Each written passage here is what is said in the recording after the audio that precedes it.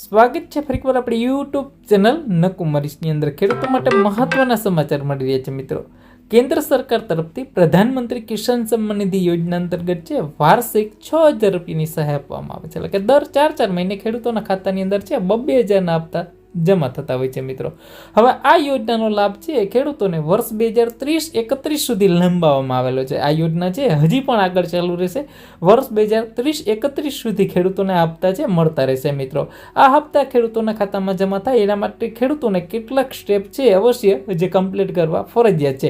એના માટે સૌપ્રથમ KYC કરાવવું ફરજિયાત છે મિત્રો। જે ખાતેદાર ખેડૂત છે જે ખેડૂતોને 2000નો હપ્તો છે દર 4 મહિને લેવો હોય તો એના માટે વર્ષે એક વખત જે પોતાના ખાતાની અંદર છે મિત્રો KYC કરાવવું ફરજિયાત છે। ખેડૂતોએ ખાતેદારે દર વર્ષે પોતાના ખાતાની અંદર KYC કરાવવું ફરજિયાત છે। આ પ્રક્રિયા માટે PM કિસાન યોજનાની એપ્લિકેશન છે ડાઉનલોડ કરીને તમે ફેસ સ્કેન કરીને ઘરે બેઠા પણ KYC છે કરી શકો છો મિત્રો। ત્યારબાદ મિત્રો આ જે પ્રક્રિયા અંતર્ગત છે તમારા બેંક એકાઉન્ટની અંદર સીધા જ રૂપિયા છે આવતા હોય છે DBT માધ્યમથી। એટલે કે સરકારી સહાય સીધી જ ખાતામાં મેળવવા માટે DBT ડાયરેક્ટ બેનિફિટ ટ્રાન્સફર થયેલું હોવું જરૂરી છે બરાબર।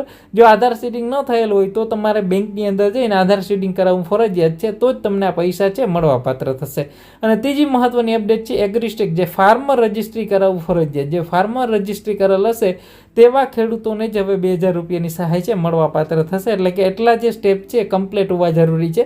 વર્ષ 2030-31 સુધી સહાય તમારે મેળવવી હોય તો એટલા સ્ટેપ છે તમારે કમ્પ્લીટ હોવા જરૂરી છે। જે ખેડૂતની નોંધણી બાકી હોય તેઓ ફાર્મર રજિસ્ટ્રી પર છે જે ફાર્મર રજિસ્ટ્રેશન ગુજરાતની વેબસાઇટ ઉપર છે એને ઓનલાઈન નોંધણી છે કરાવવાની રહેશે। ત્યારબાદ છે આગળના હપ્તા એના ખાતાની અંદર છે જમા થઈ જશે। તો આ યોજના છે વર્ષ 2023-31 સુધી છે લંબાવવામાં આવે છે। આ યોજના છે પ્રધાનમંત્રી કિસાન સન્માન નિધિ યોજના વર્ષ 2030-31 સુધી છે હજી લંબાવવામાં આવેલી છે।